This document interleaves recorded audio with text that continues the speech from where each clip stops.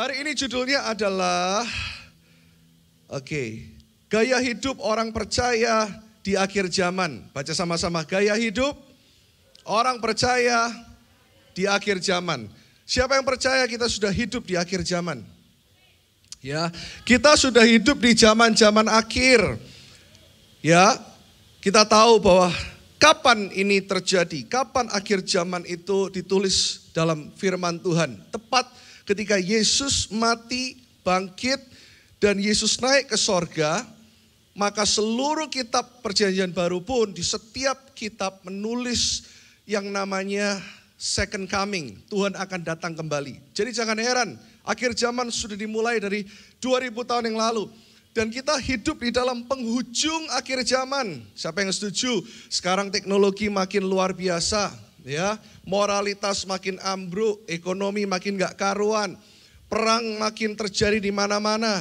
Dan kalau kita lihat bagaimana yang terjadi di Israel saat ini, ya, perang Timur Tengah tidak kunjung berhenti. Bahkan teknologi AI sudah luar biasa, ya.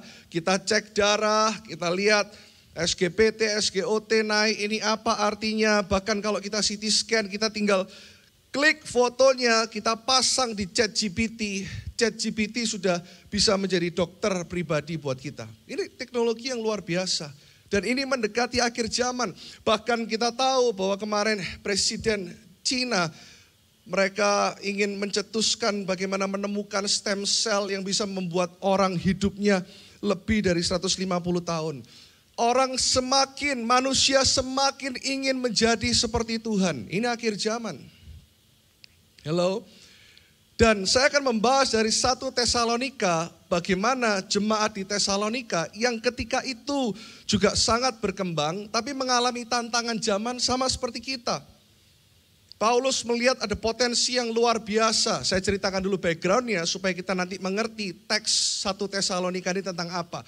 Jadi orang-orang yang baru bertobat, Paulus membawa tim misinya ke sana, lalu di kota-kota besar mereka bertobat. Ya, ibu kotanya mungkin 200 ribuan orang dan banyak Kristen baru, lahir baru. Mereka mengalami tantangan seperti kita. Tantangan moral, ekonomi, penjajahan, pembuangan. Mereka mengalami apa yang seperti kita alami.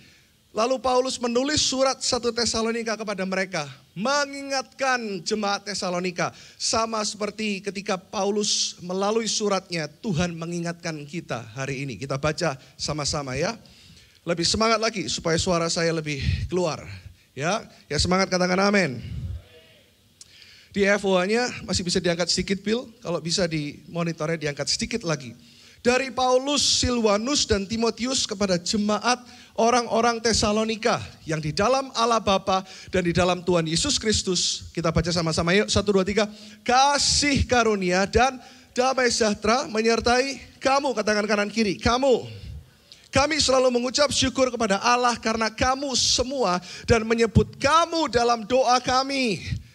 Sebab kami selalu mengingat pekerjaan imanmu, usaha kasihmu, dan ketekunan pengharapanmu kepada Tuhan kita Yesus Kristus di hadapan Allah dan Bapa kita.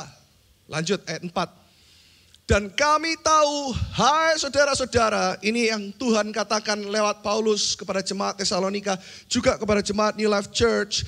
Hai saudara-saudara, hai New Life Church yang dikasihi Allah. Katakan yang dikasihi Allah. Katakan aku dikasihi Allah. Bahwa ia telah memilih kamu. Ayat 5. Sebab Injil yang kami beritakan bukan disampaikan kepada kamu dengan kata-kata saja, tetapi juga dengan apa? Kekuatan oleh Roh Kudus dan dengan suatu kepastian yang kokoh. Memang kamu tahu bagaimana kami bekerja di antara kamu oleh karena kamu. Lihat dulu ayat 4 dikatakan gini. Kamu harus ingat di tengah tantangan dunia, di tengah ketidakadilan dunia, di tengah korupsi dunia ini. Kamu harus ingat jemaat Tesalonika, kamu dikasih. Seperti tadi worship leader Daniel berkata, you are loved.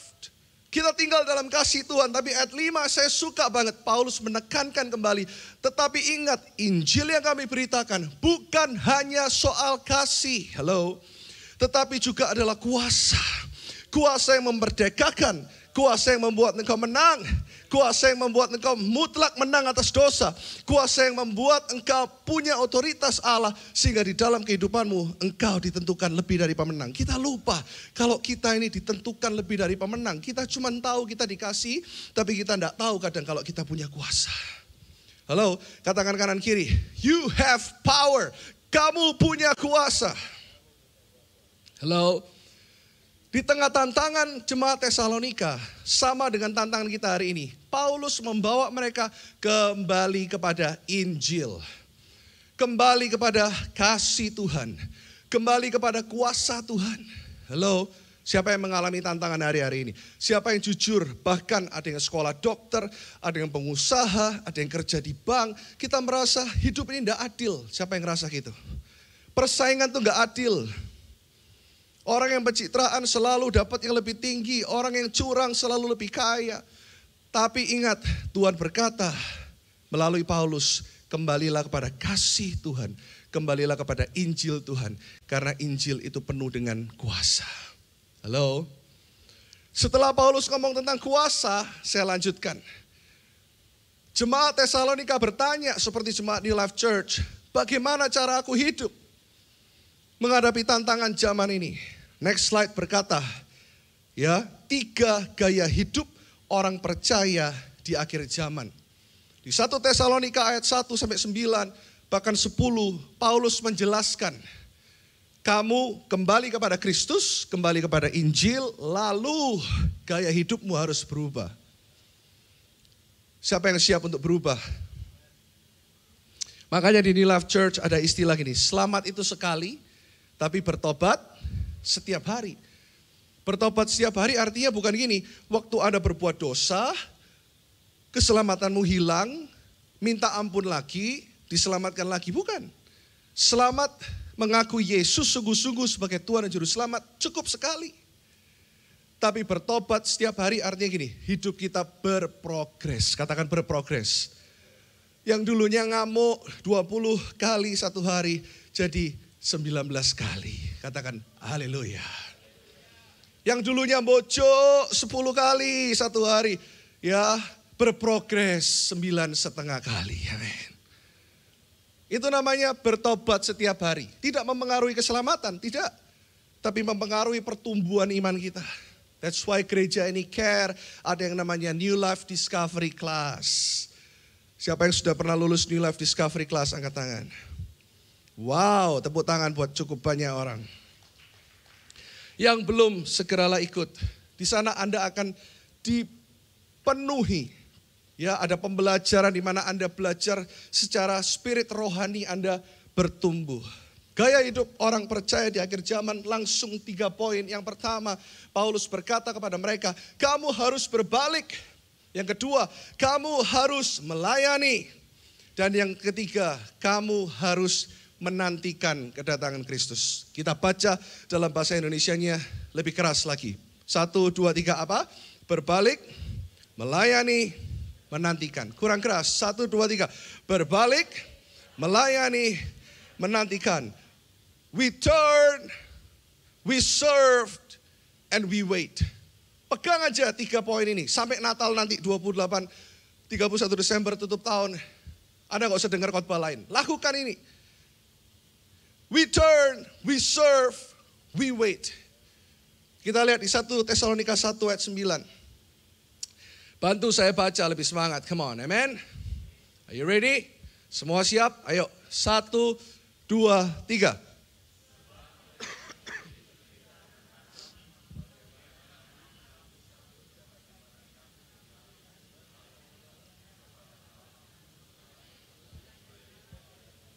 Amin. Berbalik dari apa? Paulus berkata, hai jemaat Tesalonika, hai jemaat New Life Church yang menghadapi tantangan akhir zaman ini, hendaklah kamu berbalik dari berhala kepada Allah.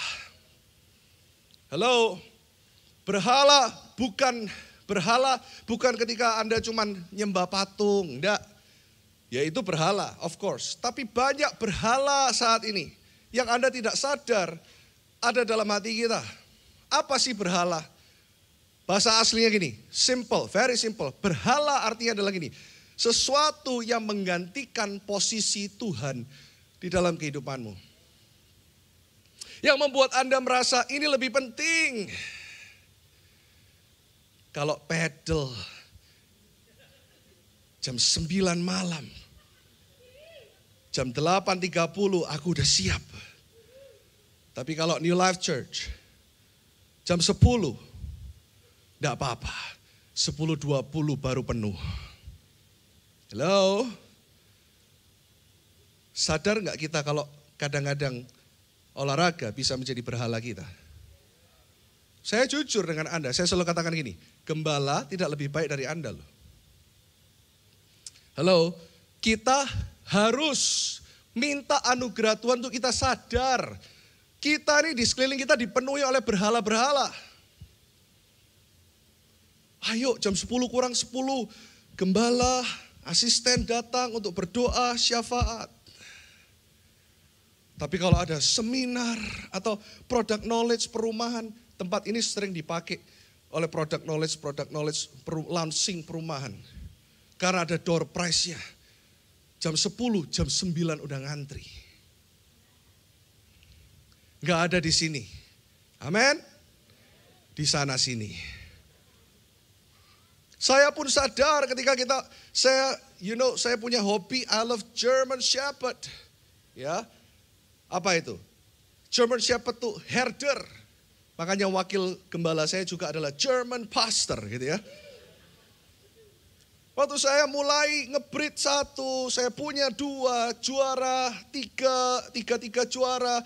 Lalu best lokal betina. Saya sempat ada di masa di mana saya mulai terlalu enjoy dengan itu.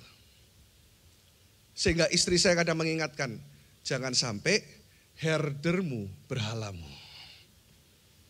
Jangan sampai pedalmu kita harus ya terbible, bukan terpadel. Tepuk tangan yang meriah buat Tuhan. Ini yang tepuk tangan pasti yang belum main pedal ini. By the way, Jumat ini saya mulai diajak coaching loh. It's okay. Ya, mulai belajar.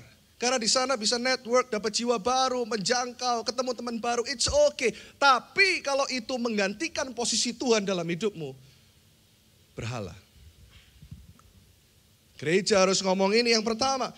Berhala-berhala zaman now itu apa? Selain tadi olahraga, itu cuma intermezzo. Kesuksesan. Sukses bisa menjadi berhala kita. Oh, aku mesti omsetnya segini. Aku mesti kejar itu. Kalau omsetku naik dari segini, dari misalnya nih, ini misalnya dari 1M ke 2M, aku akan lebih berharga. Berapa orang merasa pencapaian, kalau kita mencapai sesuatu dan itu lebih lagi, aku baru lebih berharga dan diterima. Kita nggak sadar kesuksesan menjadi berhala kita. Yang kedua, kesenangan, pleasure. Hari-hari ini tantangan pengembalaan makin rumit. Ada kadang sepasang suami istri yang konseling, istrinya ngomong kadang gini, pokoknya 1 tahun aku harus liburan 2 kali, Pak Pendeta. Oke, terus ngomong sama suaminya, catat ya di depan Pak Pendeta, ya, bila perlu depan notaris, gitu ya. 1 kali ke luar negeri, 1 kali pergi dalam negeri. Karena kalau aku nggak liburan, semua teman-temanku liburan, mereka ngepost di Instagram, halo, ke Jepang, ke Korea. Anda tahu bahwa 90% yang Anda lihat di Instagram kebanyakan menipu. Karena apa? Yang kita post pasti yang baik-baik. Coba lagi sakit perut mau mencret, di post gak? Jangan menjadikan Instagram adalah ukuran. Kalau kamu bilang sama suaminya, gak ajak aku berlibur, aku akan ketinggalan zaman. Liburan bukan tentang tempatnya. Istri saya selalu komit kayak gini, liburan kemanapun asal ada orang-orang, keluarga yang mengasihi Tuhan bersama-sama, ada hadirat Tuhan. Anda akan mengalami healing yang sesungguhnya ketika Yesus hadir dalam kehidupanmu. Hello, healing is not about going here, going there, menuntut ini dan menuntut itu. Kadang kita tidak merasa bahwa pleasure, kesenangan menjadi berhala kita. Ini saya ngomong juga berkhotbah untuk saya sendiri loh. Karena saya nggak lebih baik dari Anda. Come on, yang ketiga, pernikahan. Yang single-single katakan amin. Pastor, pokoknya tahun depan aku harus menikah karena aku dulu punya 47 kriteria. Dari kriteria 1, 2, 3, ganteng, besar, tinggi, kaya, rohani. 47, sekarang aku cuma punya 1 kriteria. Kalau aku wanita, aku harus married dengan pria. Targetnya pokoknya tahun depan, Tuhan diancam lagi Tuhan. Kalau tahun depan atau di penghujung tahun ini, 2025 Desember, Natal di Love Church, aku belum ketemu dengan Ci Mehong atau Koko Mehong. Aku gak mau lagi pelayanan. Kadang pernikahan juga bisa menjadi berhala kita. Aku harus ketemu orang kayak gini. Aku harus, kalau enggak aku kecewa. Terjadi enggak in our society? Percayalah, kalau ada yang single hari ini dan engkau tetap single, Tuhan tetap mengasihi engkau utuh. Dan Tuhan akan mengirimkan seseorang yang tepat pada waktunya, di tempat yang tepat, di waktu yang tepat. Dan Anda menjadi alat pernikahan yang tepat. Kalau Anda tidak percaya, Anda pelayananlah di departemen counseling. Orang-orang yang counseling ini, puji Tuhan, saya sudah tidak banyak mengcounselingi karena saya bukan sombong, tapi karena saya ini bukan counselor. Anda ngomong 15 menit pertama saya bisa tenang. Kalau Anda mulai cerita 20 menit saya harus keliling dulu. Seperti waktu saya berdoa, saya harus berdiri dulu untuk lebih fokus. Tapi ada orang-orang yang luar biasa, counselor di tempat ini, yang tiap hari ketika orang salah menikah, oh my God. Katakan oh my God. Saya nggak lagi bahas pernikahan hari ini ya. Oke. Dan apa? Yang keempat, berhala-berhala zaman now. Citra diri. Citra diri bisa menjadi berhala. Saya pernah ceritakan ya, saya pernah lihat di sebuah restoran. Orang yang notabene, dia orang yang dalam tanda kutip sukses, punya nama. Dia merasa semua orang kenal dia. Dia enak aja panggil pelayanannya. Sini, pelayannya. Bill. Dia bawa pengawal-pengawal di sebelahnya. Cuman segini, enggak. Oh ada diskon, saya nggak perlu diskon. Dia bayar, cek, bilnya diremet, cek, dibuang. Saya dari jauh aja saya lihat dia. Citra diri, takut orang nggak tahu gua siapa. Oh, lu nggak tahu ya siapa gua. Panggil chefmu sini, panggil. Wah, chefnya dipanggil, chefnya bule suruh datang. You don't know who I am. You know, I'm the owner of this company. Wah, ngomong Inggrisnya gitu lagi. Aku yang punya ini, company ini.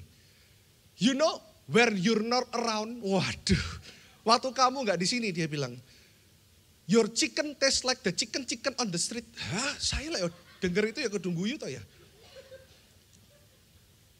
Dia bilang, masakan ayam inimu ya. Tidak seperti kalau kamu nggak di sini, kayak ayam-ayam jalanan itu. But when you're here, you know everything tastes better. Waktu kamu di sini semuanya enak. You don't know me? Oh, sorry, I don't know you.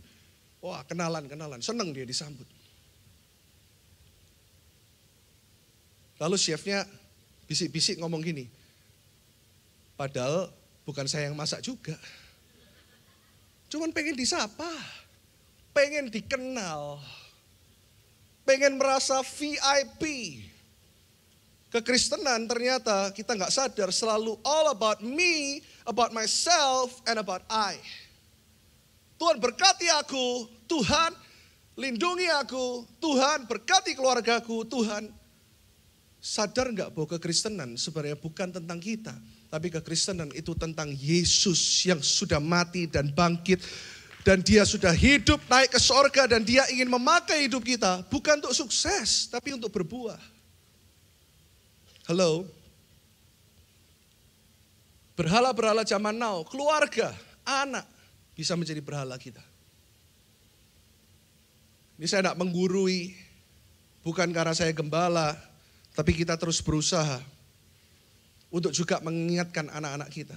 Tahu enggak, gembala kan hanya profesi, betul? Kita semua punya profesi. Siapa yang pekerja? Ayo, profesional, pengusaha, staff, angkat tangan. Anda tidak ada bedanya sama saya. Karena identitas kita yang pertama adalah kita anak Tuhan.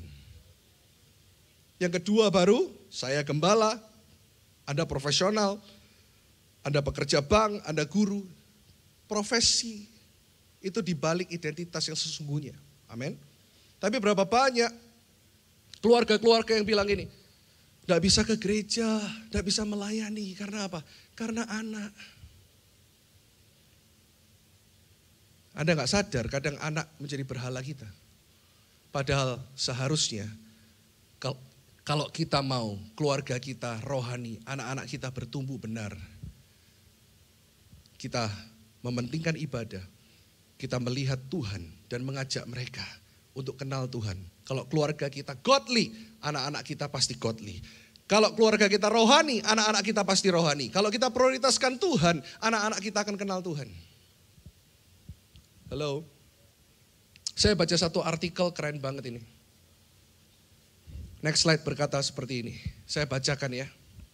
Orang tua, pergilah ke gereja. Pergi ke gereja meski terlambat, ada amin. Yang tidak pernah terlambat katakan, jujur semua luar biasa. Pergi ke gereja meski lelah. Pergi ke gereja meski sedang marah. Aku gak mau ke gereja karena aku lagi bertengkar. It's okay, bertengkar aja. Masuk di hall, cemberut gak apa-apa. Asyar di sini baik-baik kok. Kalau lihat Anda cemberut pun Anda tetap disapa. Hello, how are you? Welcome to the family. Gak apa-apa. Jangan terus bertengkar. Gak usah ke gereja. Pergi ke gereja meski itu mengganggu waktu tidur siang anak. Katakan. Pergi ke gereja meski kamu harus menghabiskan seluruh waktu di sana hanya untuk menenangkan bayimu. Beberapa yang punya bayi katakan, tepuk tangan buat mereka yang punya bayi-bayi ini luar biasa. Haleluya. Karena suatu hari nanti, perhatikan, mata kecil yang memperhatikanmu akan mengingat bahwa kamu tetap pergi juga. Kamu tidak akan pernah menyesali teladan yang kamu berikan. Iman yang kamu bangun atau benih yang kamu tanam pada hari-hari di mana tinggal di rumah terasa lebih mudah. Lebih mudah kan online, di rumah. Lebih mudah. Tapi setiap pengorbananmu katanya, tidak akan pernah anakmu lupakan. Dan rumah Tuhan selalu punya cara untuk mengisi kembali apa yang minggu itu coba kosongkan. Halo, tepuk tangan dong buat Tuhan, come on. Still go. Karena itu akan nancep di pikiran anakmu. Oh, papa mama cinta Tuhan. Ada beberapa kapal-kapal di tempat ini yang jam 10 kurang 10 mereka sudah datang. Termasuk om dan tante saya. Mertua saya. They want to come to church early. Dan saya boleh katakan, sepupu-sepupu saya, om tante saya ada di tempat ini. They want to come early. Anak-anaknya tahu papa mamanya cinta Tuhan. Itu otomatis. Anak-anak akan belajar untuk mengutamakan Tuhan. Dan ketika dia ada masalah, dia akan lari ke rumah Tuhan. Sadar enggak kita? Justru ketika kita, enggak mau gereja. Capek dikit, gak usah gereja. Oh, akan mancep di pikiran anak-anak. Berarti Tuhan itu enggak penting. Halo. Dulu saya ini ya, 3 cowok, 2 cewek. 3 ini antengnya minta ampun. Saking antengnya kalau ke gereja, datang sama mama papa saya, dulu mereka bukan gereja karismatik. Ya, pulang gereja selalu ada cubitan biru-biru dari mamaku. Kanan kiri, kenapa? Karena di gereja main dinosaurus. Di gereja dorong-dorongan, 3. Tapi anyway, mama papa saya malu itu. Karena saya dulu sama adik-adik saya sengaja waktu diajak mama papa saya ke gereja. Gerejanya tenang, tahu ya. Kalau nyanyi, hormat bagi Allah Bapa. Saya lebih suka sekolah minggu yang diajak ke oma opa saya ajak gitu. Jadi kita sengaja waktu hormat. Adik saya nomor 2 langsung ini, perlu kopi kok, ngantuk. Dengerin tuh beberapa orang, langsung cubitan pertama. Duduknya pisah. Ini anak cowok, ini mama, ini anak cowok lagi, ini papa, anak cowok lagi. Masih bawa dinosaurus tiba-tiba. Gitu ya. Terus kalau adik saya ngaco, adik saya satunya bilang gini, ngomong lagi gitu. Jadi setiap minggu terjadilah yang namanya orang tua saya dipermalukan. Karena begitu kita masuk rombongan, waktu itu adik-adik saya cewek-cewek belum lahir. 3 masuk langsung satu gereja ribut. Anaknya bapak ini pengacau. But at least mama papa saya tetap memutuskan pergi ke gereja. Karena pergi ke gereja satu keluarga lalu pulang makan bareng. Itu adalah ibadah yang luar biasa. Siapa yang setuju bahwa Tuhan hadir dalam keluarga kita? Tuhan hadir, keluarga kita juga adalah pelayanan bagi Tuhan. Keluarga kita juga adalah persembahan bagi Tuhan. Keluarga kita, our family. Itu mau dipakai sama Tuhan. Amen. Karena kalau tidak kita lihat kehidupan akhir zaman ini, 2 Timotius 3 sudah mencatat. Jangan heran, saya bacakan secara cepat. 2 Timotius 3, next slide. Ketahuilah di Life Church bahwa pada hari-hari terakhir akan datang masa yang sukar. Manusia akan mencintai dirinya sendiri. Banyak kan orang yang all about me. Di gereja pun all about me. Praise worship-nya ngangkat enggak? Kalau enggak aku enggak terhibur. Aku enggak into it. Pengkhotbahnya cepat atau enggak ya? Pengkhotbahnya semangat atau enggak ya? Semua about me. Kita tidak pikirkan apa yang kita bisa berikan di gereja ini supaya gereja ini bisa lebih baik. Mentalnya adalah mental aku harus terhibur.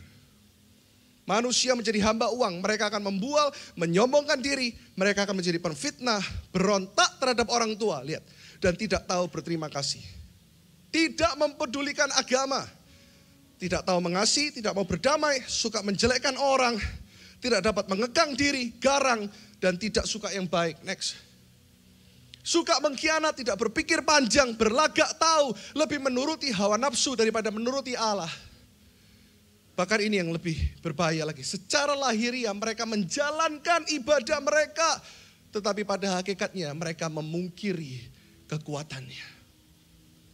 Yang dimaksud jauhilah mereka itu. Bukan berarti kita memusuhi mereka, bukan. Tapi Tuhan bilang gini, bergaullah. Inner circle-mu, perhatikan. Berteman boleh dengan semua orang. Of course, Tuhan bilang semua orang berharga.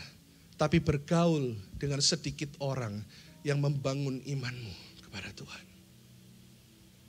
Ini zaman yang jahat. Bahkan setiap hari pun kita sebagai hamba Tuhan. Oleh anugerah Tuhan, kita tahu kadang Tuhan ingatkan. Berhala-berhala zaman now modelnya bukan kayak dulu lagi, patung yang serem, bukan. Berhala zaman now modelnya keren-keren. Dan yang kedua, Tuhan berkata, di akhir zaman ini, melayanilah. Serve, katakan sama-sama we serve. 1 Timotius 1 ayat 9 saya bacakan sekali lagi. Sebab mereka sendiri bercerita tentang kami, bagaimana kamu sambut dan bagaimana kamu berbalik dari berhala kepada Allah. Kita sudah belajar poin yang pertama tadi. Dan yang kedua, berbalik kepada Tuhan dari berhala-berhala untuk apa? Untuk melayani Allah yang hidup dan yang benar. Melayani bukan selalu harus nyanyi di gereja, pengkhotbah. Tapi melayani juga di dalam rumah Tuhan, of course. Tapi melayani, bahasa aslinya adalah doluo. Sama-sama katakan doluo. Melayani dengan kesetiaan penuh. Menempatkan kehendak Tuhan di atas kehendakmu sendiri. Ini yang namanya melayani Tuhan. Seperti 2 minggu kemarin seri kita belajar tentang kehendak Tuhan. Pastor Carson juga mengajar tentang kehendak Tuhan. Melihat Tuhan dan menempatkan Tuhan secara sengaja di tempat yang pertama dan utama. Itu yang namanya melayani Tuhan. Siapa yang mau sungguh-sungguh menempatkan Tuhan di tempat yang pertama dan utama. Kita kasih tepuk tangan yang dahsyat buat Tuhan Yesus. Come on. Dan apa sih saya kasih praktisnya? Melayani itu tidak boleh pandang bulu. Melayani itu adalah menerima semua orang. Seperti di gereja ini saya selalu katakan, ini bukan kemauan saya. Tapi ini hatinya Tuhan untuk 2,8 juta orang di Surabaya yang belum dimenangkan. Apakah Surabaya ini sungguh-sungguh kekristenan bertumbuh? Trust me, tidak. Orang hanya pindah gereja, orang cari entertainment, orang pindah gereja A, B, C, D, E untuk dipuaskan. Tapi sebenarnya masih ada 2,8 juta jiwa di Surabaya yang belum dimenangkan buat Tuhan. Come on, New Life Church, ambil bagian. Gereja ini tidak sempurna dan gereja ini tidak akan pernah jadi sempurna. Tapi percayalah, Tuhan mau pakai setiap gereja, termasuk gereja ini, untuk memenangkan kota Surabaya. Untuk memenangkan, melayani dengan hati yang terbuka. 2 minggu lalu, saya dan istri saya ikut bakti sosial dari Marketplace. Kita turun ke daerah Jagir di Surabaya. Nanti pas Pak Christian akan saksikan bagaimana waktu kita melayani jiwa-jiwa. Saya rindu setiap rumah yang kita datangi, 80% bukan orang Kristen. Tapi gak ada satu orang pun yang waktu kita mau doakan mereka menolak. No. Bahkan beberapa kali saya lihat, karena dalam satu tim kalau ada gembalanya biasanya mereka diem. Tapi kali ini saya sengaja doakan satu orang, di rumah yang kedua, ketiga saya biarkan my team berdoa. Mereka kaget berdoa untuk orang yang tidak kenal Tuhan sama sekali. Tapi bisa angkat tangan, lalu air mata turun di sana. Dan orang itu berkata, terima kasih Anda mau memperhatikan kami. Kalau gereja gak memperhatikan 2,8 juta jiwa ini, gereja cuma akan jadi community club. Seneng, yang penting performance-nya bagus, khotbahnya bagus, lalu banyak orang pindah. No, bukan itu tujuannya. Waktu kita mulai gereja ini hanya dari 9 orang. Kita bukan pecahan gereja mana-mana. Kita juga bukan gereja yang entertainment, yang showbiz. Tapi kita terus cuma mau belajar punya hati seperti Yesus. Cintakan jiwa yang terhilang.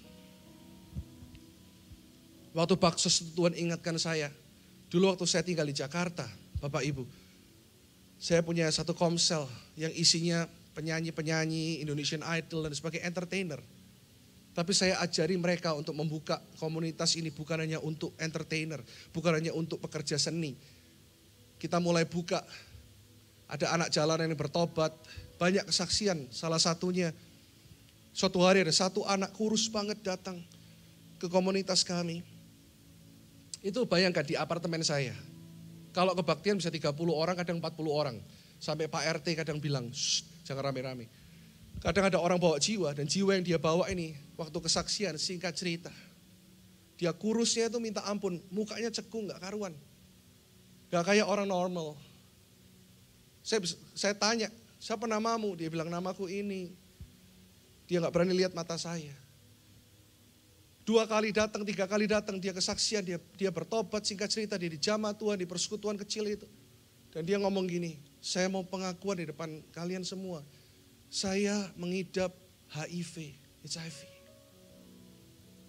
Waktu dia ngomong saya mengidap HIV, saya sebagai manusia, jujur kepada Anda, saya selalu belajar untuk jujur. Bukan berarti saya, haleluya, saya mulai mikir, 2 minggu, 3 minggu, dia HIV. Ya ampun, dia makan di piring saya, dia juga makan gelas saya. Kira-kira gimana ya ini? Itu manusiawi gak? Manusiawi. Saya cerita kepada Anda, saya juga manusia. Saya kasihan sama dia, tapi di sisi hati saya juga beberapa pengurus juga mikir, Pastor, HIV, gimana ini kalau nular?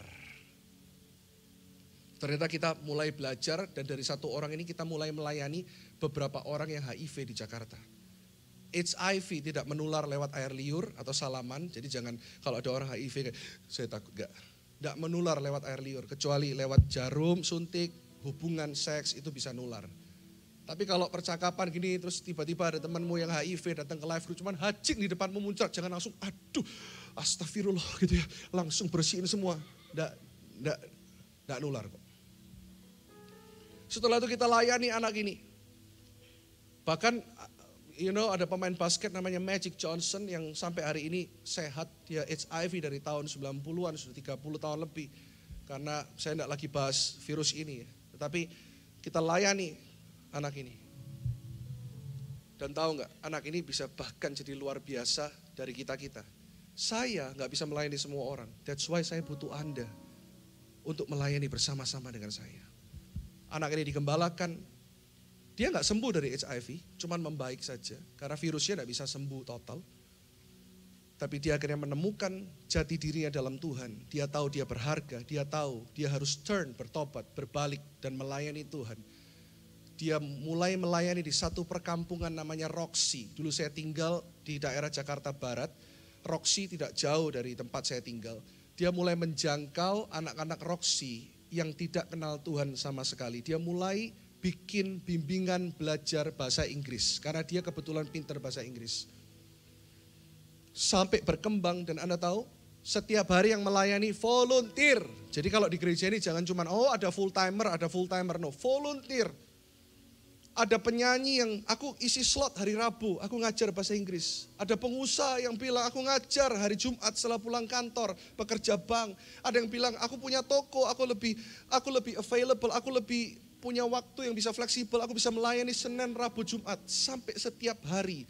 Komsel kita yang kecil, cuma 30-40 orang, bisa menjangkau seluruh Roxy yang anaknya jumlahnya ratusan orang di zaman itu. Dan mereka satu-satu mulai mengenal kasih Yesus Tuhan. Dan mereka dijamah, bahkan beberapa mereka ada yang di beasiswa. Gak semua memang langsung terima Tuhan. Tapi mereka tahu, ada kasih Yesus indah-indah dan indah. Bukan cuma di gedung yang cantik ini kasih Yesus didengungkan. Itu yang saya rindukan untuk tahun depan. Kita semua jemaat. Bukan hanya 4 kali ibadah. Saya berdoa 4 kali ibadah semuanya penuh. Of course. Tapi bukan hanya itu. Penuh dengan jiwa-jiwa baru. Penuh dengan orang-orang yang bertobat. Penuh dengan orang-orang yang diubahkan. Kok gak ada tepuk tangan buat Tuhan. Penuh dengan orang-orang yang bangkit buat Tuhan. Kalau enggak, bahayanya gereja cuma bermain-main penyembahan. Dengar baik, kalau gereja tidak mulai serve hatinya Tuhan, melayani sesuai dengan hatinya Tuhan, gereja cuma play church. Yang penting, semua ini akan berlangsung tanpa Roh Kudus. Itu bahayanya, penyanyi bagus, pemain musik bagus, lighting semua bagus, gereja bisa berjalan tanpa Roh Kudus. Tapi saya sebagai gembala mau pastikan bahwa gereja ini selalu rindu akan kehadiran Allah Roh Kudus. Selalu berjalan dengan Allah Roh Kudus. Selalu mau berbalik dan melayani. Dan yang terakhir, turn, serve, and wait. Kita buka ayatnya sama-sama di 1 Tesalonika 9, ayat 9 dan 10. Ayat 10 saya langsung bacakan. Dan untuk menantikan kedatangan anaknya dari sorga. Untuk apa? Kita baca sama-sama apa? Menantikan kedatangan anaknya dari sorga. Yang telah dibangkitkannya dari antara orang mati, yaitu Yesus yang menyelamatkan kita dari murka yang akan datang. Arti kata menantikan di sini. Anamenein. Kita baca sama-sama. Anamenein. 1, 2, 3. Kurang keras. 1, 2, 3. Arti anamenein adalah gini. Menunggu dengan tekun, menanti dengan sabar, dan menunggu dengan pengharapan yang aktif. Bukan kayak zaman dulu, menunggu rapture, menunggu, diangkat. Cuma nunggu, enggak ngapa-ngapain. Saya dulu awal-awal bertobat sama adik-adik, saya suka mainan lucu-lucuan. Rapture, Anda tahu pengangkatan itu kan nanti tiba-tiba slep, ya, tiba-tiba bajunya semuanya, tinggal bajunya atau orangnya enggak ada. Sudah diangkat. Jadi kita suka main di kamar. Besok pengangkatan ini. Wah gitu ya. Masa? Iya, enggak percaya. Kita bohongin adik yang paling kecil. Pengangkatan, yang cowok paling kecil. Masa sih, kok beneran? Besoknya pagi-pagi kita pura-pura taruh baju semua seragam. Ya, kita taruh di ranjang, kita sembunyi di kamar mandi. Terus kita tiup trompet. Sungguh adik saya ketiga bangun. Loh, beneran pengangkatan? Kok cuman baju-bajunya kokoku? Lah, kok masih pakai baju? Aku ditinggal, nangis dia. Bukan itu maksudnya. Pengangkatan, nanti ada yang bernubuat, minggu depan pengangkatan, tanggal ini. Tuhan bilang kapan pengangkatan tiba. Gak ada yang tahu Tuhan bilang. That's why kita mesti siapkan hati kita. Saya percaya kalau kita semua percaya Yesus Tuhan sebagai juru selamat, kita pasti diangkat. Amin. Tapi setelah diangkat Tuhan akan tanya, buahmu apa? Kamu dulu di gereja ngapain?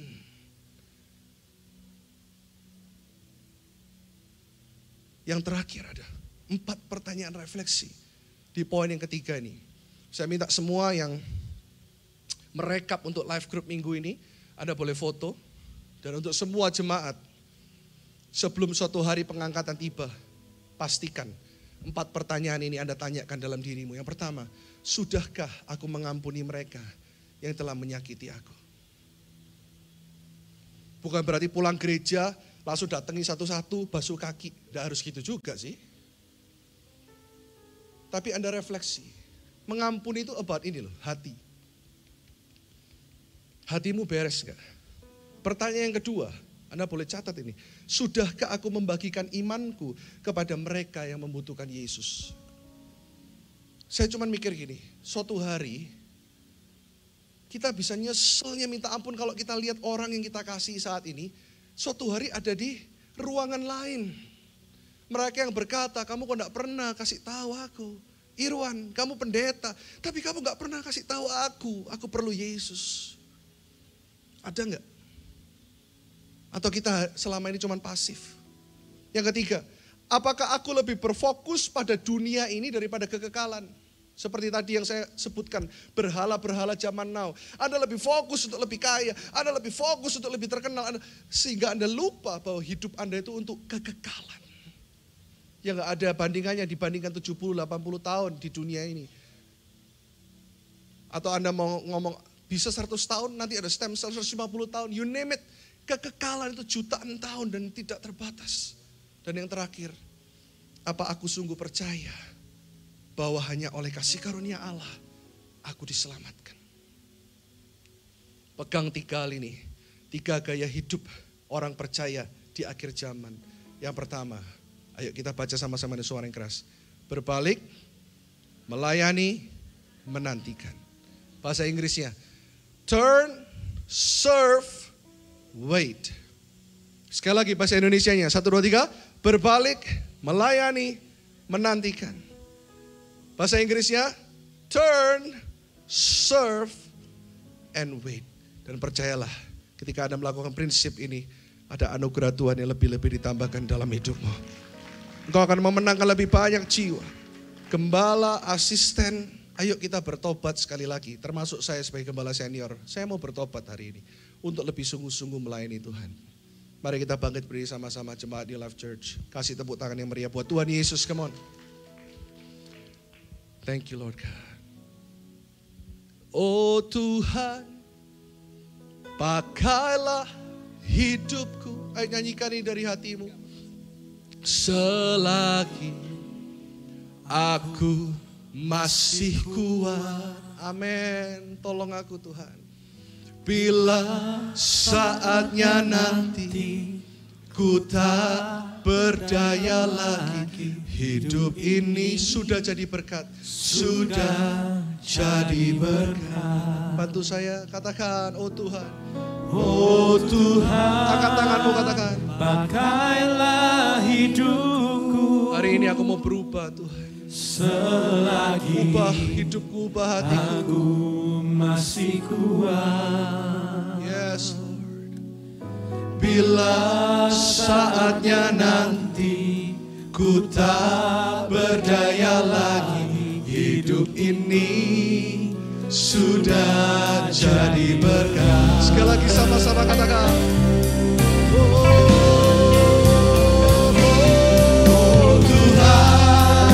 Pakailah hidupku. Angkat kedua tanganmu dimanapun kau berada saat ini. Selagi aku masih kuat. Amin. Bila saatnya nanti ku tak berdaya lagi, hidup ini sudah jadi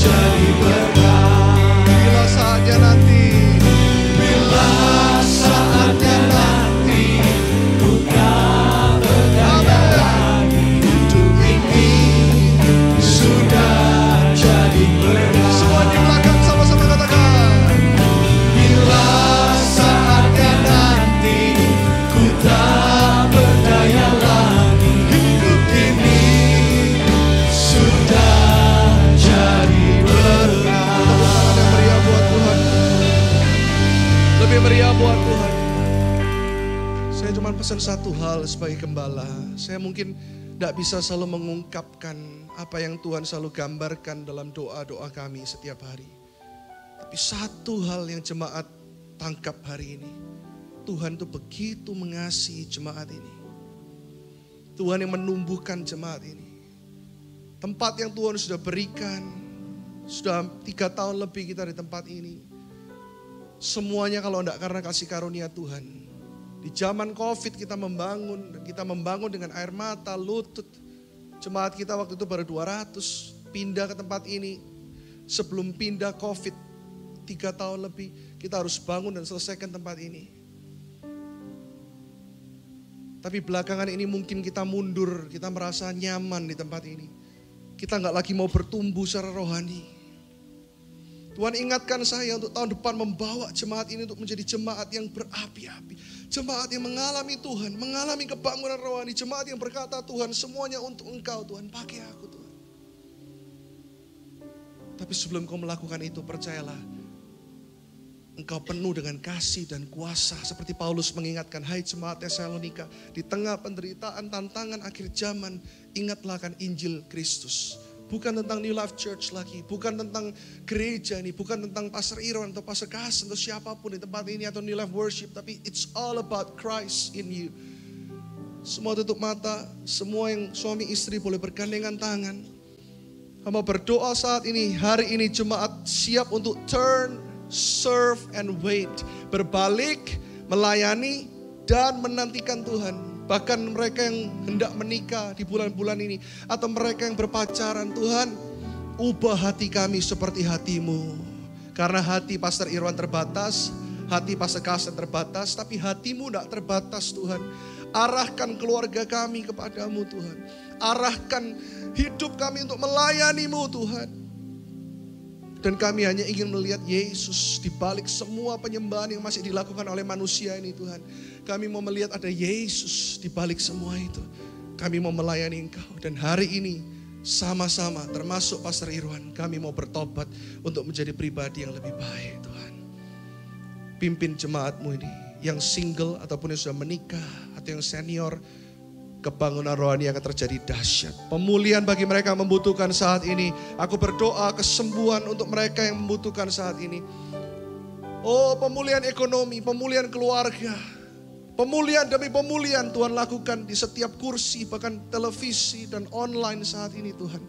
Kami sungguh percaya keluarga-keluarga di tempat ini. Bahkan ada rasa kecewa di hatimu. Ada beberapa orang-orang yang masih kecewa. Ingat poin yang terakhir, sudahkah engkau mau mengampuni? Kasih kekuatan untuk mengampuni dirimu sendiri. Untuk mengampuni masa lalumu. Tuhan kasih kekuatan untuk engkau mengampuni setiap orang yang sudah bersalah kepadamu. Jadikan jemaat ini dewasa dan berpusat kepada Kristus. Di dalam nama Yesus. Yang percaya sama-sama katakan. Yang percaya dipulihkan katakan. Yang percaya dipulihkan katakan. Tepuk tangan lebih dahsyat buat Tuhan Yesus. Sekali lagi katakan kanan kiri, berbalik, melayani, menantikan. Amin. Silakan duduk.